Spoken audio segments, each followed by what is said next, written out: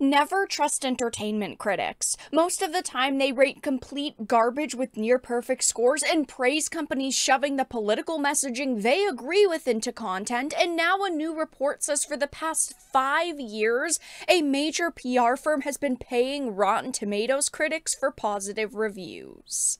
I have a few different things that I want to show off, but before we get into the topic, if you enjoy the content that I create, make sure to subscribe to the channel and hit the notification bell. Follow me on social media so you can see when my content is posted. And of course, if you do really enjoy the videos and live streams I create, consider becoming a Dark Titan via Patreon or a supporter via YouTube memberships.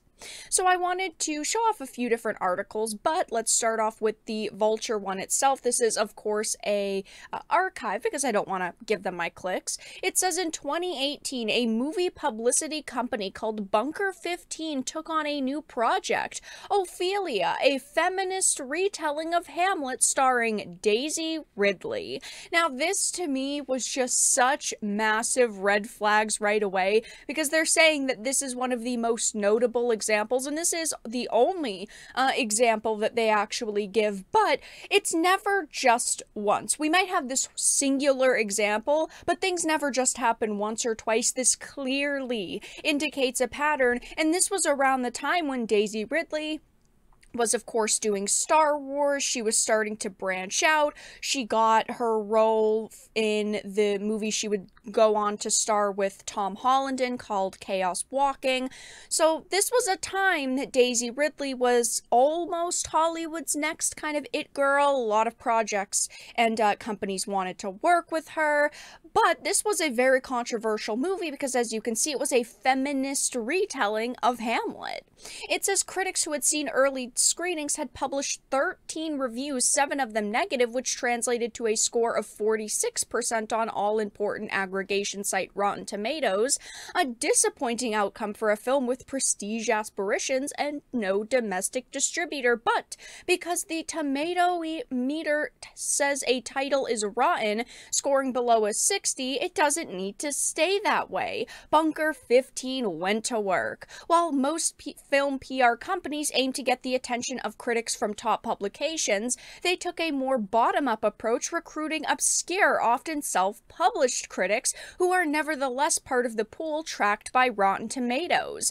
Bunker 15 had paid them $50 or more for each review. Now, I am constantly questioning critic scores, whether it is for movies or TV shows or even video games, right? Because a lot of the, people in the industry that are getting to, consume the product early, they are not trustworthy. They are constantly being questioned. They will rate the most garbage products so high, and usually it just boils down to the company.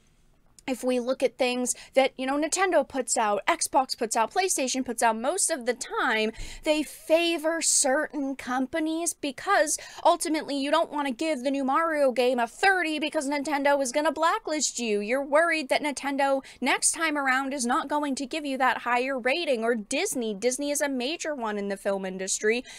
These journalists who have no integrity whatsoever are afraid if they don't rate the newest Disney show or movie perfectly, they won't be able to see the next one early, and of course that means major bad news for their website, their blog, because that means that you're not going to them first to see those early reviews, those early ratings, and to see, wow, did they like it or did they not? You're going to go to somewhere else.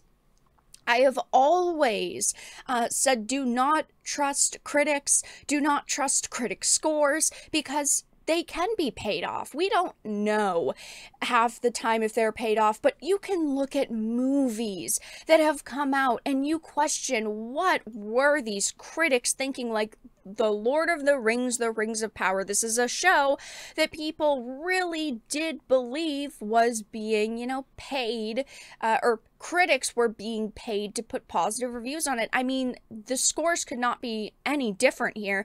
An 83 critic, while the audience was a 30 I mean, audiences absolutely hated this show. They called out so many of the issues and the problems, but of course, critics really only looked at the positives and went, well, it's a pretty show. Some of the costumes are okay. Some of the acting is pretty good. They didn't really give us the reviews that we were expecting. And when you go back to the time when Bunker 15 was allegedly paying critics more than $50 for each review, again, we don't have multiple examples here, but one would assume they probably were doing it for other movies as well, and they're not the only company doing this. Most notably around the time was in 2019, only a year later, with Captain Marvel, which of course caused massive controversy.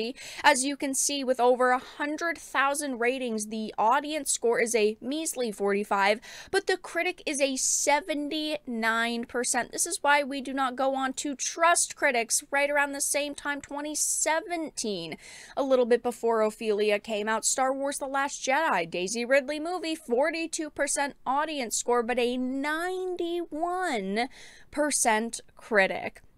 A lot of these scores are very suspicious, and unfortunately, that's the case with a lot of content. We look at what the critics are saying, we look at what the audience is saying, we are looking at two vastly different images. And of course, this was posted on social media. Discussing Films had actually put up a tweet on this, and people are absolutely calling out Rotten Tomatoes, furious that this would happen. Even though it's not very surprising to me, it still sucks because I'd like to be able to look at a critic score and go, okay, maybe my review will be around the same, but it almost never is. You just cannot trust them. As an average consumer, you cannot look at Rotten Tomatoes and go, wow, you know what, these critics really loved it, I'm gonna purchase my movie ticket based off of this. And I know a lot of people don't anyway, but there are still just normie moviegoers out there who do, who, you know, see when it comes to film advertisement, whether it's an ad on YouTube or an official trailer, they will put that critic Rotten Tomatoes score in the trailer to show, you know, everyone's raving about it. But in a lot of cases, I bet that they are paid off, and now we're actually finally getting some solid evidence that, yes, that is happening in the industry. People are saying things like, do you actually watch movies based on Rotten Tomatoes score? I'm sure that there are a lot of average moviegoers who do, and it is unfortunate. They probably see it and go, wow, did we watch the same content?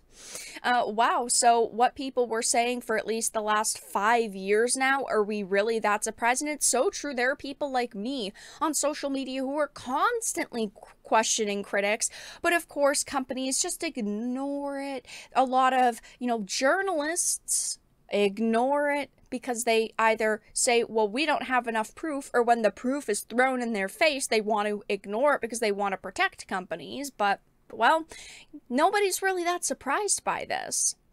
There are also, of course, a lot of people pointing out different shows and movies where this has happened, probably.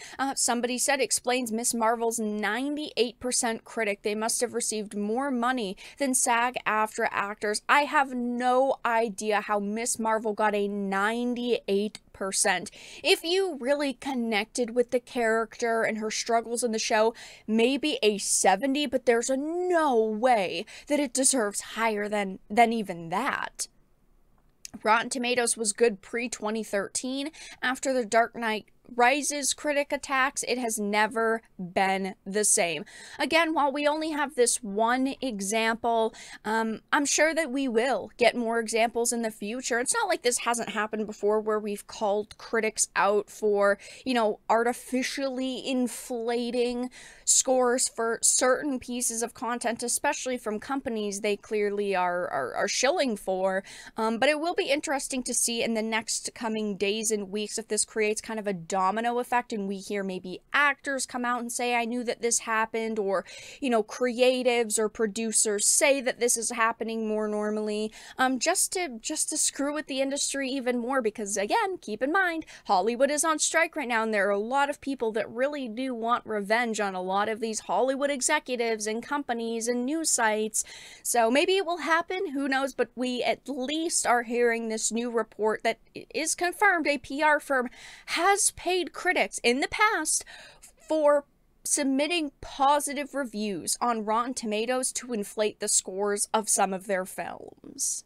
But that's all that I really had to discuss in this video. Let everyone know your thoughts in the comment section down below. If you enjoyed this and of course found it important and informative, make sure to give it a like, share it, and subscribe to the channel. And of course, if you didn't, make sure to give it a dislike. I appreciate your support either way, but I will talk to you all again in the next video really soon.